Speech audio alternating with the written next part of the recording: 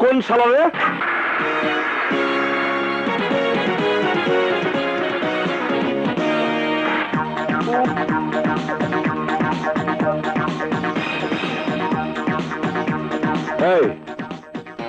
আমার রিকশাটাকে ধাক্কা মারলেন কেন? রাস্তা ব্লক করে এভাবে দাঁড়িয়ে থাকলে ধাক্কা তো লাগবেই। রাস্তাটা কি আপনার বাবার নাকি? হ্যাঁ, মুখ সামনে কথা বলো। তোমাদের ছোট লোকদের একটাই স্বভাব, দোষ করবে তোমরা, উল্টো আমাদেরকে গালাগাল করবে।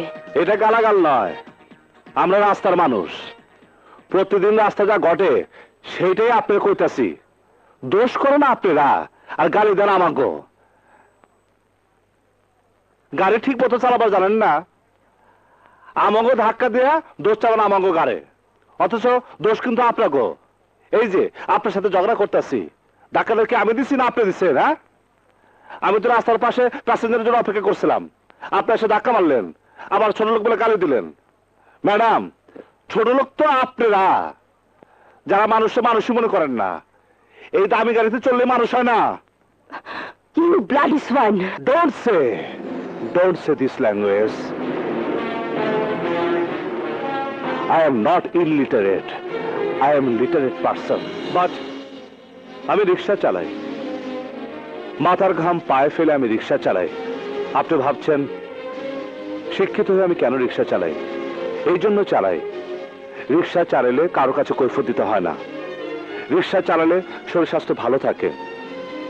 আপনারা যেমন বাঁচার জন্য রমনা পার্কে গিয়ে সকালে ব্যায়াম করেন, রিক্সা চালালে সৎভাবে ইনকাম করা যায়। এই কষ্টের টাকার নিয়ামত বেশি। আমার রিক্সা ধাক্কা দিয়ে যা ক্ষতি করছেন তার টাকা দেয়া যান। What nonsense!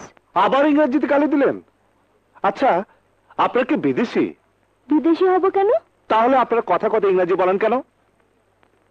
30 লাখ শহীদের রক্তের বিনিময়ে বাংলাদেশ আমরা স্বাধীন করেছি, ভাষার জন্য আমরা যুদ্ধ করেছি, তারপর আপনি ইংরেজি বলেন। আসলে আপনারা দেশটাকে ভালোবাসেন না।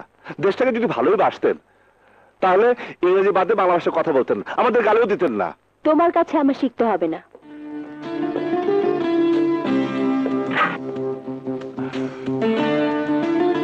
এই নাও, তোমার রিক্সা ঠিক করে নিও।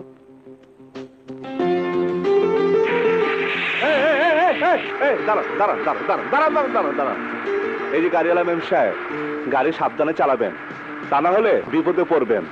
তখন আবার এই রিক্সাওয়ালারে আপনাদের কাজে আসবে। আচ্ছা, ঠিক আছে।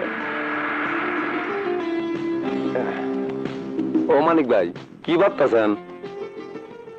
ভাবতেছি গাছে কাঁঠাল, গোপে তেল। এরকম সুন্দরী মায়া যদি পাইতাম তাহলে বউ বানাতে পারতাম। জীবনটাই তো খোদার কসম।